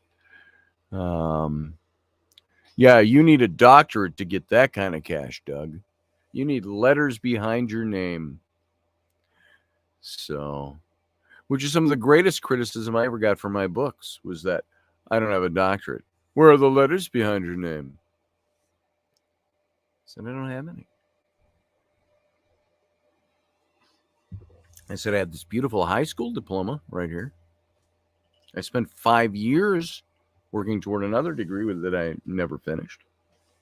Well, what's the whole point of everything now is why are people going to school when half the time people going to school doesn't get anything? That's right. That's right. And why do people who go to college, why does Ocasio-Cortez think that everybody needs to have their college paid for them when you go to college to get high-paying jobs? Just defer it a little longer. So I don't believe in having your college education paid for by the government. Amnesty? Well, something screwed up when they have millions, and Scotty doesn't. I will agree with you, Leslie. I've said that many times. Would you agree, Rainey? Something screwed up when they have millions and Scotty doesn't have anything. Yeah, there it is. That burns me up. My kids paid for their college education. I paid for my own college education. And you didn't get anything out of it. That's right. And I'm not even in what I went to school for. Doug says, I got letters behind my name. They are WTF. Hi, beautiful. Hi. I'm immaculately impressed at your beauty. Right? So there she is, folks. Good morning. How'd you sleep? I don't know. Oh, I had a weird dream. what'd you dream about? Is that when you were thrashing? Who was What'd you thrashing? dream about? What'd you dream about? I don't even remember now. It was weird. I just remember it was weird. Oh, I was in some weird place far away, and I owned a bar house. A bar house. It was like the bar restaurant was underneath, and the 2-bedroom, 1-bathrooms was on the upper floor. Wow. And it was like a small town where stuff doesn't happen during the winter. Stuff. Shit doesn't happen during the winter. So when I finally got there and started getting everything set up, people were just there, constantly there, in. And it was just me and somebody else, and I don't know who the somebody else was. But we were trying to cook and serve and clean, and it was just a crazy mess. Wow. Yeah. Is it somebody who cooks well? And cleans well? No. Oh. Okay. Yeah, that makes it a nightmare. I owned a bar in my nightmare at my house. and we provided meals and cooked meals and stuff. And the nightmare portion was the person who worked for me didn't know how to cook. Yeah. Yeah. She needs coffee, is what she needs. Caffeine of some sort. A little scamper powder. Yeah. Yeah. Yeah. So you don't want me to leave you in charge talking while I go get coffee? Not really. No. Figures. Anyway. Hi, Rainy. Interesting dreams, says Matthew Sainsbury. Right. It was. Let's see. Miss Leslie, swearing up a storm? Oh, my. I did not expect that from you. Hopefully it wasn't a bad dream. It sounds like it must have been, or someone was on your nerve. I never swear in my dreams. That's weird. You don't hardly remember your dreams. I don't.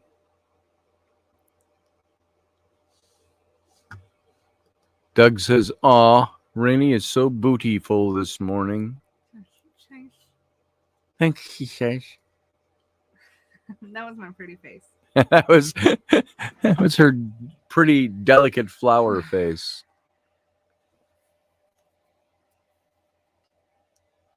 So, anyway. Yeah.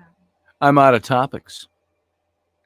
It's only 10:30 and I'm out of topics. Me too. She can sit there and look pretty. It's okay, says Elderberry. Yay. That's you.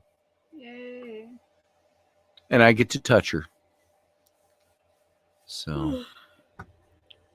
And that's the reaction it has. Right. Hey, hi. I gotta get some So. energy somewhere and start working on tumblers again this morning. Yeah. After I find my printer cord. I need drinking money. Hurry up. So. Yeah.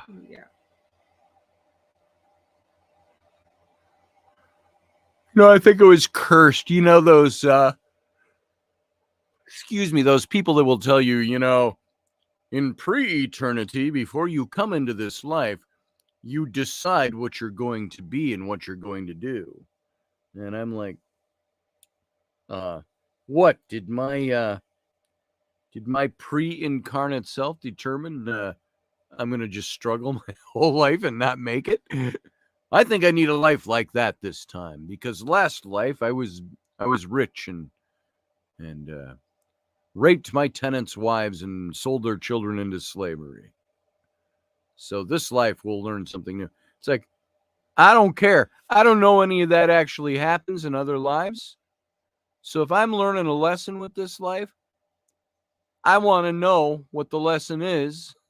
And I want to know that I'm paying for something with my past life and that I'm going into something great with the next one. Because right now, that's a bunch of fantasy hooey to me.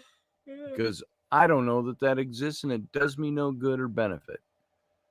And now when I leave this body, I'll go, yeah, see, it benefited me. But I don't know that now. It doesn't help anywhere now. The junk we go through in this life, does that benefit us for our next life? We chose this life? Roger Rabbit says, I guess when they gave me the choice, I said, give me pain and suffering. Yeah, exactly. So, life's a piece of shit when you think of it. Na, na, na, na, na, na, na, na, na. So when life gives you the bristle, was it? Just pucker up and whistle. And everything will turn out to be all right. So always look on the bright side of life. I can't whistle. You all know the song from The Life of Brian. Always look on the bright side of life. I've had that pain for sure. Chose this life, says Carly. pretty much fuck that, she says. I didn't choose this. Leslie Good, I told Kins who the hugs and kisses were from. Okay, that's nice. And grabbed my phone and made her repeat it for the video. Very nice. So, Kinsey was having some seizures this morning, not long ago. So, life gives you lemons, squeeze them into your eyes. That's the saying, isn't it? Yeah, pretty much it. It'll prepare you for the next step. Let's see. I gotta see something here.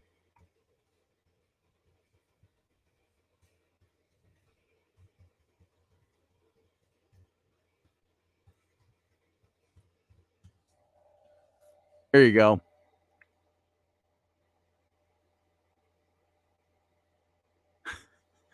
That song, it starts like this. Some things in life are bad. They can make you really mad. Other things just make you swear and curse. When you're chewing on life's gristle, don't grumble, give a whistle. And this'll help things turn out for the best. And always look on the bright side of life. And it goes on. If life seems jolly rotten, there's something you've forgotten. And that's to laugh and smile and dance and sing. When you're feeling in the dumps, don't be silly, chumps. Just purse your lips and whistle, that's the thing. And always look on the bright side of life. And it goes on. For life is quite absurd and death's the final word. You must always face the curtain with a bow. Forget about your sin. Give the audience a grin. Enjoy it. It's your last chance anyhow. So always look on the bright side of death. Da-da, na-na-na-na-na-na. Just before you draw your terminal breath. Na-na, na-na-na-na-na-na. Life's a piece of shit when you think of it. Life's a laugh and death's a joke, it's true. You'll see it's all a show. Just keep 'em laughing as you go. Just remember that the last laugh is on you. And always look on the bright side of life. And then everybody joins in. And by the way, this song's being sung as Brian is being crucified. And the guy's crucified next to him is the guy singing this to him. He says, I mean, what have you got to lose? You know you come from nothing. You're going back to this is the bridge, and I don't know how it goes. Going back to nothing. What have you got lost? Nothing. So always look on the bright side of life. Na-na, na-na-na-na-na. Nothing will come from nothing. You know what they say. Cheer up, you old bugger. Come on, give us a grin. There you are. See? It's the end of the film. And incidentally, this record's available in the foyer. Na-na-na. Always look on the bright side of life. Na-na. Na-na-na-na-na.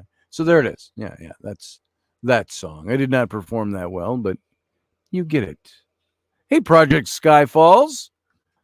You always seem to walk in lately while I'm singing something dumb. So, the bright side of death is no more suffering here on earth.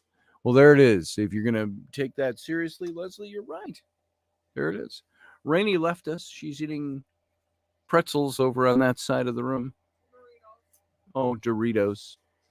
So she's abandoned us. And she'll still yell across the room, she said.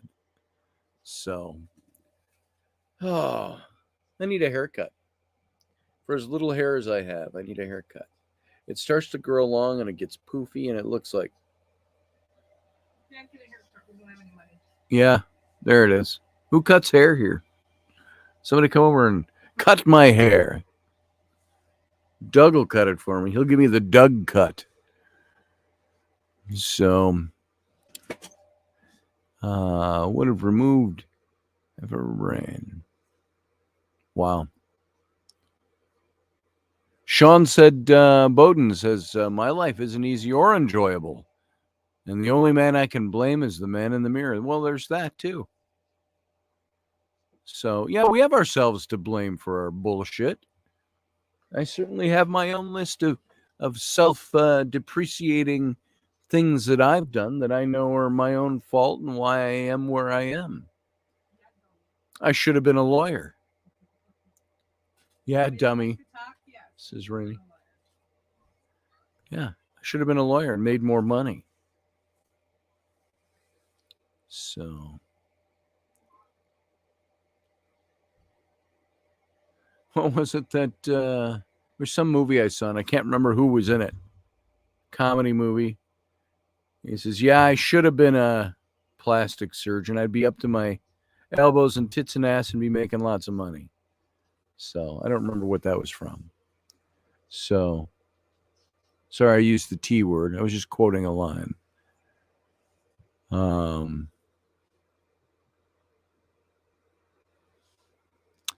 Matthew Sainsbury says, Revelation has God saying there will be no more death, sorrow, or pain, for the former things have passed away. Yeah. That's the book of Revelation that John wrote in his dotage on the Isle of Patmos. Well, he was in his 90s, so they say. And some say toked up on the ayahuasca or something else. So who knows what the truth is there. Let's see. Touche. Sean's sending positive vibes. And you know what? I don't think that all of life's woes that we experience are only due to ourselves. We might want to blame ourselves for things. There might be things we've legitimately done to cause the problems we're in. But I don't think that the only reason we have problems or a difficult life is because of the man in the mirror or the woman in the mirror. Because we all have stuff that we have to bring to the table. And I'm not just contradicting you, Sean. I just disagree with that philosophy. I believe where it's necessary, we need to look at the reflection in the mirror. And we need to regroup and figure out what we've done and haven't done.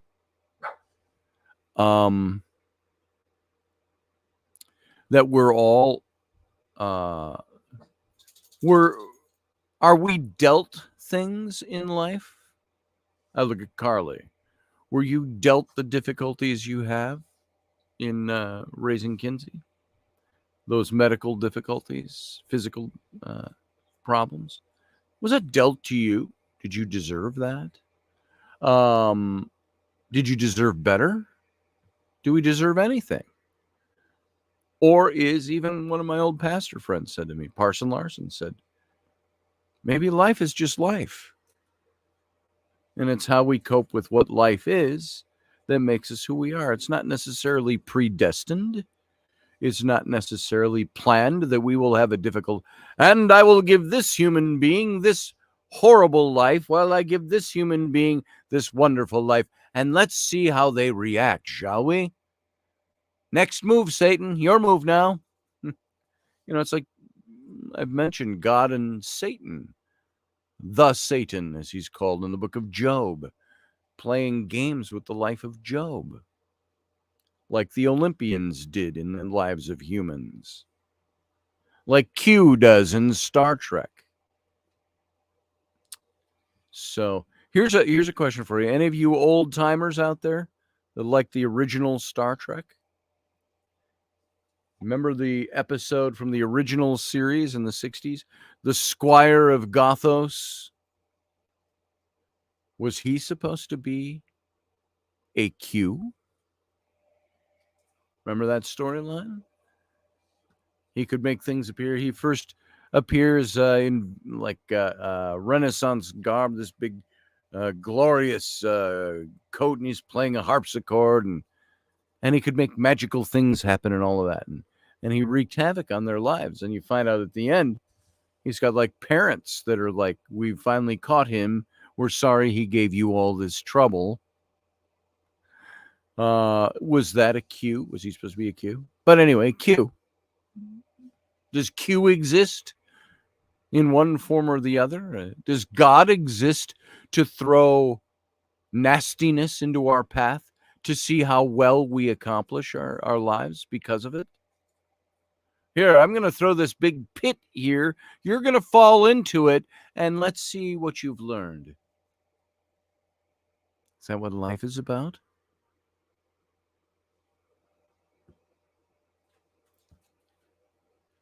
We used to hear in the story where Jesus healed the man who was crippled from birth. And there was a myth in ancient Judea, in Jerusalem, where if you went to the pool of Bethesda, that when the waters stirred, it was because an angel would come down and stir the waters. And the first one who jumped into the waters would be healed. Now, I don't know if this never worked and people just did it anyway, or did it work once or twice? Didn't cost anything, but people who were in ailment would camp around that pool. And Jesus healed the man who had been crippled from birth. And I've heard that man was created with that ailment from birth, so it could show the glory of God and his ability to heal him. Yet what gets blurbed over, glossed over, is the fact this man lived almost 50 years or whatever it was, living a horrible, shitty life, just so it could show that Jesus could heal him when he was an adult. I don't understand a God who would work that way, except unless we just accept the fact that God owns us. We're his to do with as he pleases. Doesn't matter what we think or feel. I struggle with that.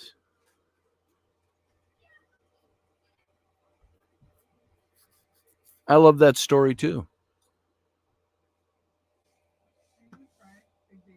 Huh? Are you thinking about crying over there?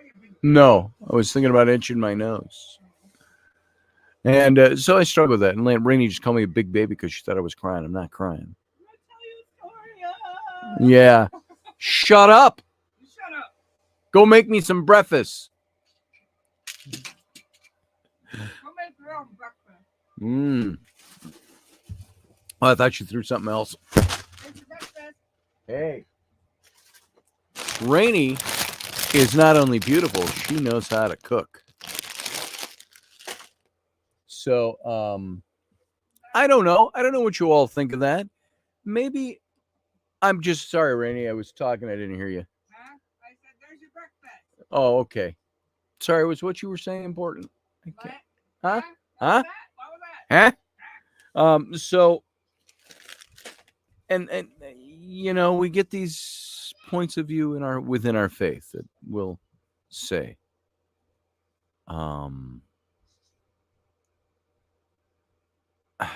the meatloaf, says Carly Sagan. Ma, the meatloaf. With squiggly swear words behind it. That's either from something and I don't recognize it or what. I don't know. So, I don't know, Rainey. What do you think of that stuff? Doritos are great, she said. What am I thinking about? This whole thing of God and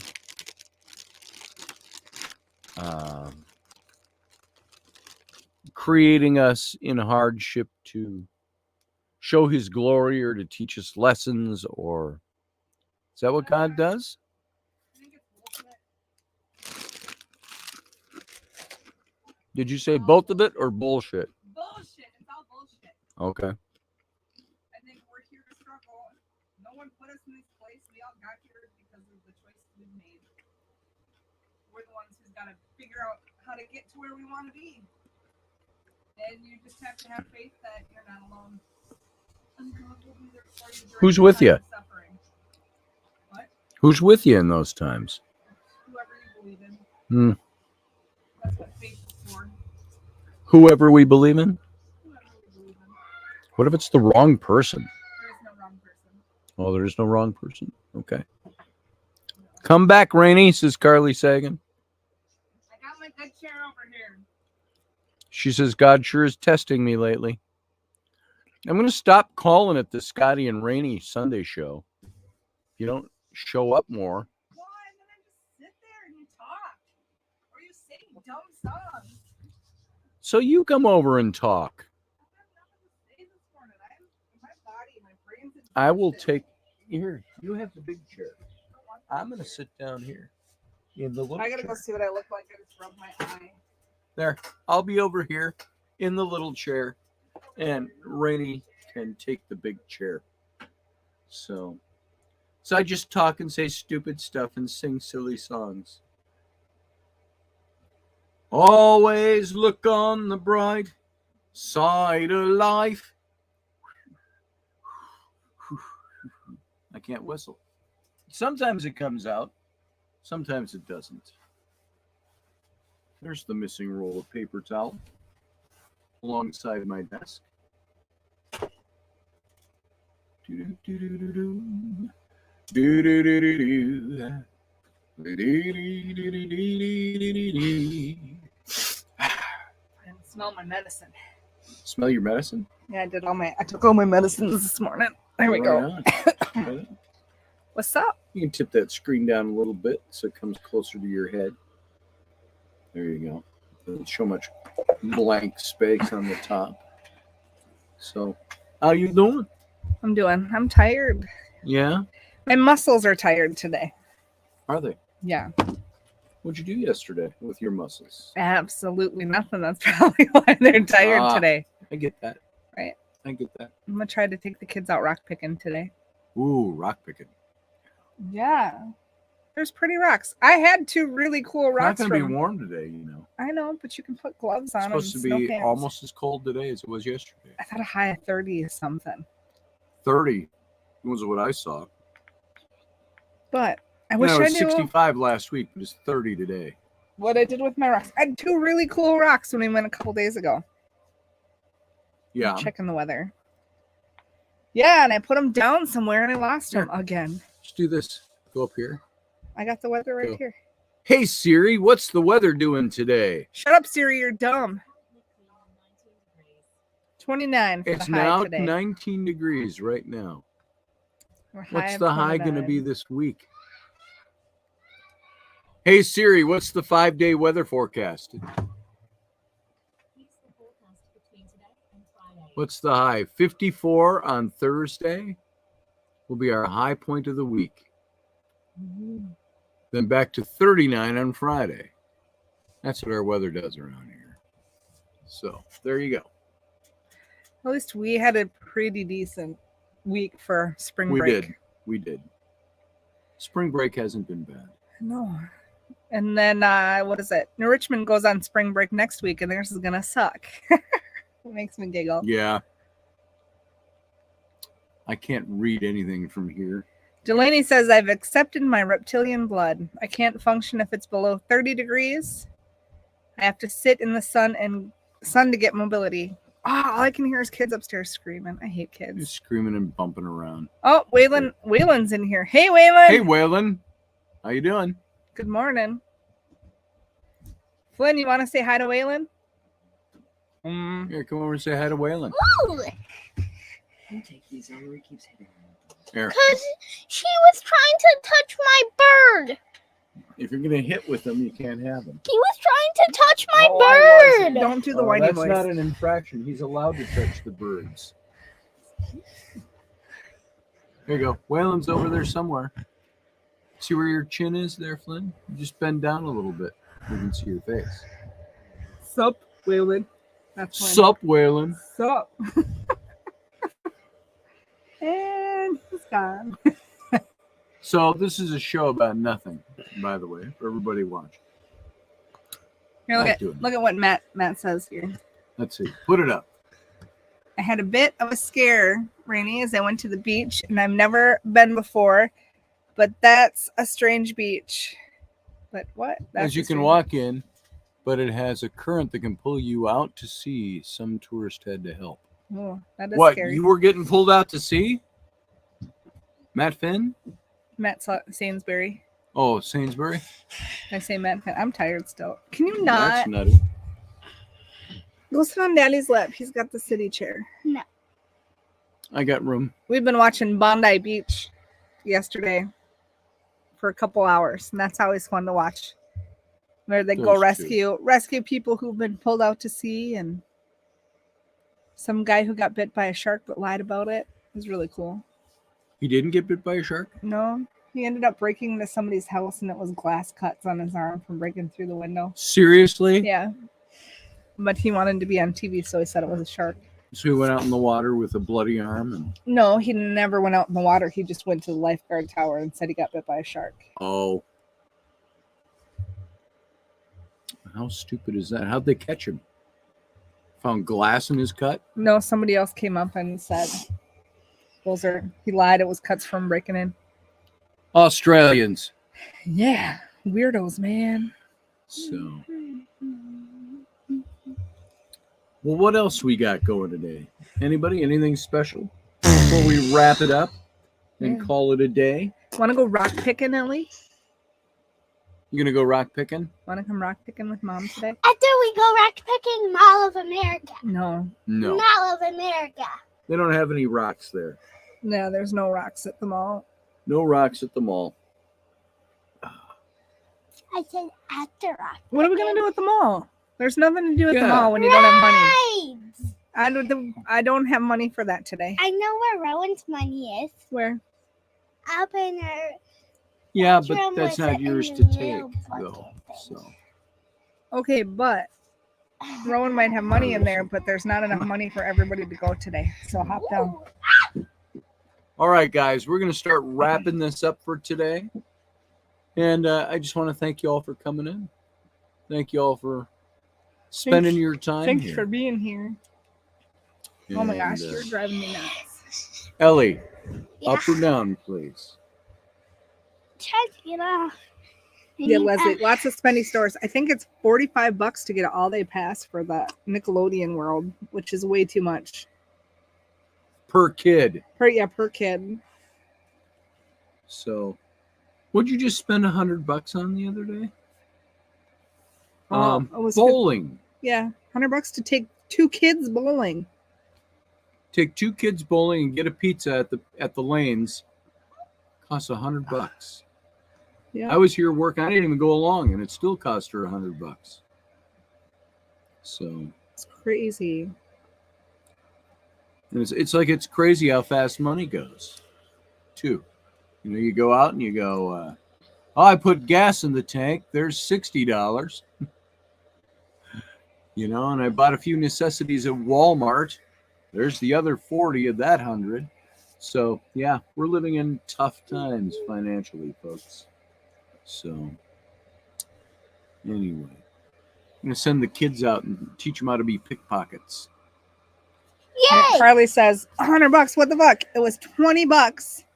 It was $20 to use the lane for 1 hour. And then shoe rental. And pizza I and will drinks. Right back. But I don't know. Maybe they charge you $20 per person Can per you get up and lane. get I don't that know. chair? No, you cannot. Don't be a turd. Ow. Sit still though. Is it the afternoon? No, field guy, she will not do that. Yeah, it is insane. And then with the one thing too is if we just would have drove 20 miles north, the bowling alley up there is only, I think it's $3 per person per lane. And they don't charge an hour rental, but you got to have shoe rental. So from now on, we're going to the next place. That was ridiculous. What is that one? What does it say, Ellie? I don't know. Then you can't read it if you don't know how to read. What's it say? I'm not stealing you some cash, whatever your name is. Not field guy. Right here is his name. Field guy. I'm not stealing some cash for you, field guy. Little nudge. Matt likes paranormal stories. Tell him a scary story. A ghost story. Okay. So it was Halloween night, and then a bad guy escaped out of prison. He was in this girl's house.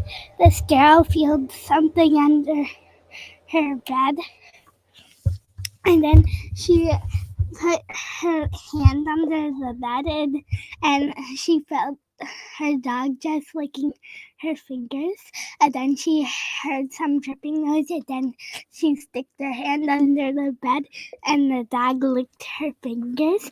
Then she heard more dripping noise, so she went in her bath. So she went in her kitchen, checked the sink. Then she went in her bathroom, checked the sink. Ellie's talking. Checked the sink, and then she turns around. She sees her dog hanging on the shower, dripping blood. And then she turns around again, and then on the mirror it says, "Humans can lick too." Ew, that's a scary story and gross. Here, Carly says, have fun rock picking. I don't Leslie want- says, go rock picking. At least it's free. What happens though if we find a really big agate? Do you remember what I said? What happens if we find a big agate? I get We can $1,680. sell it. I bribe them with. If you find a really big agate, we can sell it, and then we get money, and we can go do fun stuff. So they're kind of working. Molly of America. No, not Mall. I don't like Mall of America. It's noisy, and there's people, and it's loud, and Molly it's expensive. of America. You need to go find $300 to go to Mall of America then. Oh, I know. Good luck with that.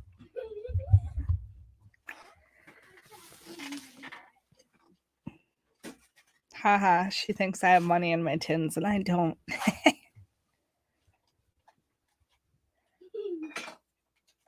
I got $1. Yeah, that's only $1. Let's see. Elderberry. I sent a picture of quartz I found on Scotty's Messenger. I gotta go check that out. Let's see. Oh, that's big. That's super cool. It looks really rosy almost. You'll have to soak it. What do you soak it in? Like CLR or something like that? It's supposed to clear it up and get all the rust out. Your tin is empty now. Okay. Well, they're digging up. I don't know how many acres behind the school. Look at what I got. Give me that. Thank you. You said $300. I found some. Yeah, that's ones. It's ones and fives, dingus. Please stop now. Please stop now. They're digging up behind the high school. They're supposed to put in 262 houses, and they're just digging up all the land. So that's where we're gonna go check it out. Done? What did Grandma find when we went rock picking? Do you remember? Big egg. What did she find stuck in a puddle? A $1 bill. Big egg. I found a fossil. Do you know where my rocks are? Not the ones in the shower. The two other rocks. I found a chicken fossil in our front yard. Well, it's not fossil. That's just a chicken bone. It's a chicken fossil in our front yard.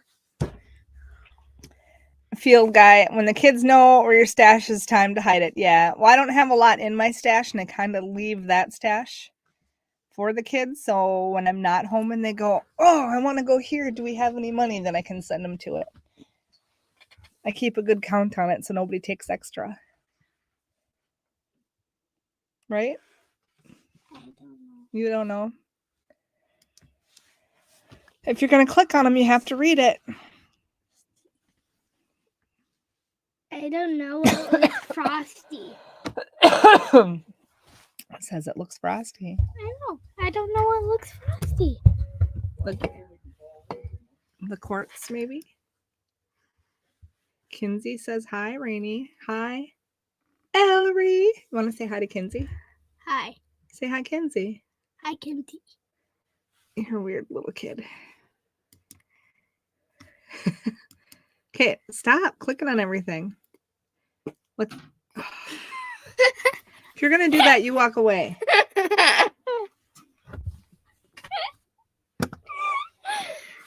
that's my mouse to control. Okay, but if you're gonna click on them, you gotta. Did you find any agates when we went rock picking? I don't know. You don't know. Who's this? That's Leslie. Hi. Leslie.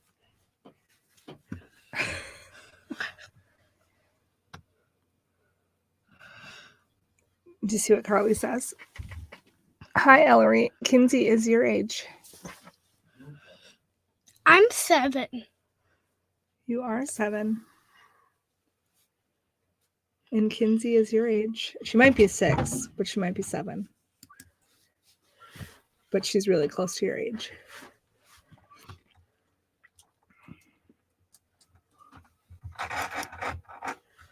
You're making us washed out, Dad. Did I wash you out? A little bit. I don't know. Carly said Big Kinsey is so fascinated watching you guys. You come in. Say hi, Kinsey. Hi. Have a fun day. You're gonna be quiet now. Say something. Say anything. Sing a song. Dance. Show us your dance. Show us your dance moves. Kinsey is 7.5. So she's about your age. Yep. Yeah, but I'm 7. Yeah. Well, So pretty she's a soon little you'll be older than 7.5. because you're almost 7.5. Get this curtain. June will be your half birthday. Do you know what a half birthday is? Then I turned 7. A half birthday. Yeah. You're so smart. Leslie says Amelia is going to be 7 too in June. She's my granddaughter. She's Leslie's granddaughter. Leslie has a granddaughter. Her name is Amelia.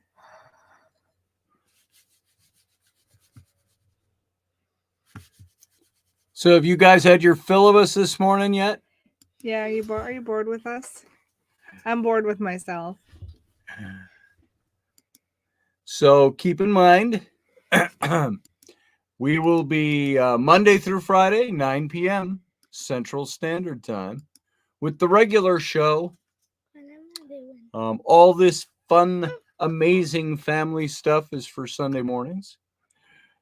And so Eller is just randomly clicking on things here. So anyway,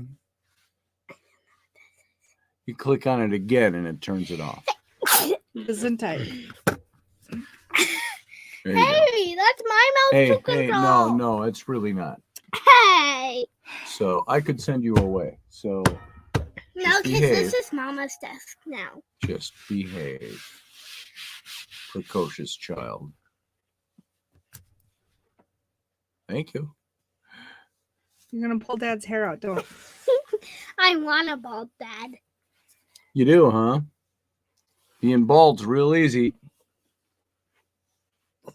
So, Can I shave your head? no, you cannot shave my head. There you go. So what else you got, Rainy? I got nothing. Stop. Child. No, you're out. Bye. See ya. I don't like that. I really don't. There's a point where you can do so much, and when there's not listening and there's not doing, there has to be other measures taken. So she is now out. Yeah, you're out.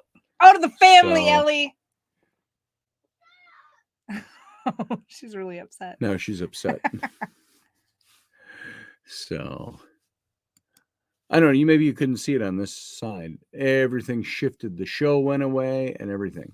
He was opening another window, but it's from goofing around. Yeah, touching buttons. Touching buttons and not doing what she's supposed to do.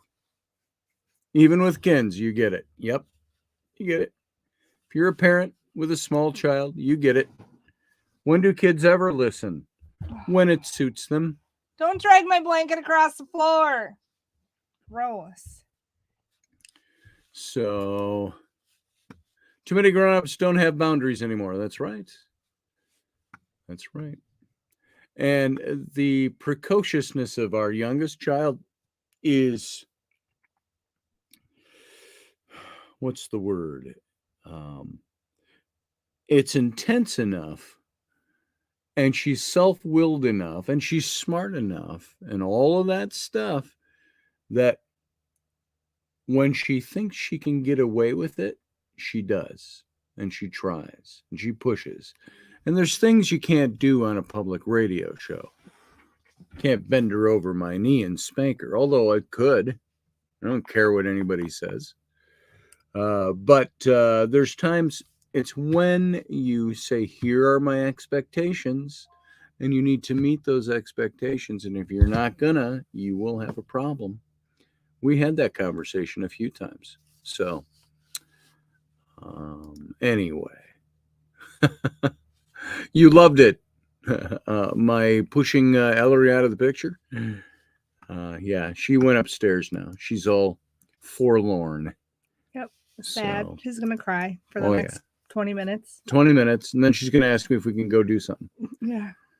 So, Kinsey just staring at the screen and listening intently. She's such a sponge. Well, that's good. Nice. I'm glad.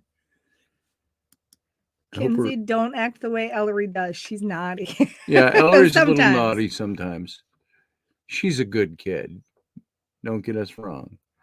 She's fun and she's amazing and all of that stuff. But sometimes she just pushes the boundary a little too much.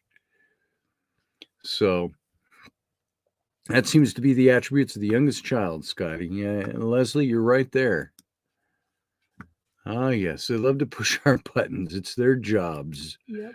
Indeed. Sounds like me with my wife, says Jeremy Hansen. Hey, Jeremy, how you doing? And hey, Raini, do me a favor. Take that side of the computer and pull it towards you a little bit. Just center us a little better. There you go. All right. Since I moved over here. So, yeah, that's the truth, Jeremy. If I think I can get away with it, try. I try. Hey, so Raini, What? I got this thing I want to get away with. Uh-huh. Uh-huh. And I'll try.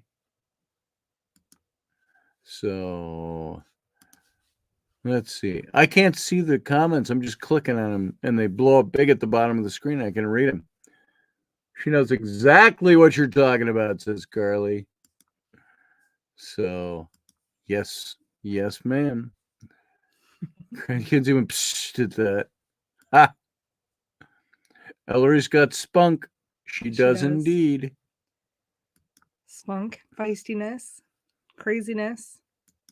She's demanding. Super demanding. Wild weeds, says Elderberry. Wanted to go rock picking yesterday, Jeremy. and she didn't want to. And I said, if we go rock picking, we'll go to Dairy Queen afterwards. And she put off rock picking, and then she goes, let's go to the Dairy Queen. I said, no, it's too late to go rock picking. Late. Well, we can still go to the Dairy Queen. We still got time to do the Dairy Queen. No, we wanted to go to the Dairy Queen. We had to go rock picking to get it. Yep. And she begged. We know how they operate. Raini, you got pretty eyes. Thanks.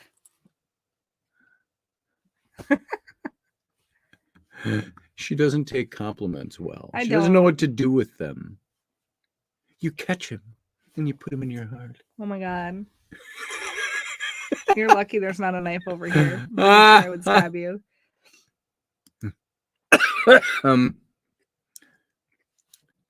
So, Jeremy, I'm glad you wandered in this morning. We're just kind of starting to wrap things up, but we've been going for a couple hours. Yeah, Carly says, Scotty, they'll always try to get away with things, especially when they know they can. Damn straight. Easter's coming quickly. Says Jeremy, when is it? It's next Sunday, isn't it? It's next Sunday, isn't it? I don't know. I work. I have lots of massages next week. I believe it is. Here, you can look at my calendar right here. And it'll tell you the 27th is That's today. 27th. Oh, that's today. When is Easter? Is Easter in the just looking at the calendar. There's no Easter on here. Easter is the 17th. Well, that's a long ways away. 17th of April. That's better part of a month away. So 17th of April. Man, Easter needs to be done already. I've eaten way too much Easter candy. She's got it all stashed so the kids can't find it, but then she breaks into it because she wants candy. That's how she stays so sweet. Right. Bye, Scotty and Raini and Carly, everybody in the live chat. I'm going to go get something to eat. Have fun, Matthew Sainsbury. Have fun eating. Don't enjoy Barbados too much. Make us some food. He lives in an island paradise, but he was born and grew up there, so he doesn't know the difference. Right. Yeah, maybe coming to the cold area with lots of trees is paradise to him. You never know. Kinsey's done. She walked away. Scott Allen said April 17th. Thank you, Scott Allen. Carly Sagan, I've never had a woman tell me I was right. Is this a different universe? Ha! Might be. Maybe. My wife tells me I'm right every now and then when she slips and forgets what she's saying. Which wife are you talking about? Alternate universe. The universe where Spock has a beard and all that. That's the universe where my wife tells me I'm right. Nice. You all have a beautiful week, says Leslie. I've got to go get going on my cookies. I'll be baking at midnight. Cookies. Cookies. My main account got taken away. So I've gotten alerts when you're on. I haven't gotten alerts. Oh, that's right. Jeremy, that's it is unjust. That's a whole show by itself. Easter's coming in hot. Feels like it was just St. Patrick's Day. It was. So, blah, blah, blah. I'm going to skip a bit. Moving ahead. Rainey says I'm right. Right? Right. Right. You're right, field guy. There you go. Okay, and Carly has to go. Everybody's going. It's time for us to go. Yeah. We already announced we're going. Want to thank everybody for being here and everything. Remember the show, 9 p.m. Central Standard Time, Monday, Friday, for the real show, the Intrepid Radio program. This is just my wife and me and tomfoolery. Hey, that rhymed. Oh, you're special. Aren't I? Your brain works. Yay. You know it. All right, guys. If you haven't yet, go visit the Kickstarter and Make donate. sure you share it, pass it along to your friends, Share post it it and on pass it along. everything. The likelihood that we'll make that goal is very slim. We got 3 days left to make 80%, but it's happened before. It can happen. So we'll hold out to the end here and see what happens. So Yeah, just share it. share it. Share it on All right. Facebook, share it on Instagram. Do people still use Twitter, Snapchat, whatever? Share it. Share it everywhere. There you go. And ask Appreciate your friends it. to share it. Yeah. That's it. All right, guys. Thanks for being here. And you know what? Live long. I can do it right over your head. Look at that. Live long and prosper. Can you do the live long and prosper thing? There it is. We'll see you on Monday night.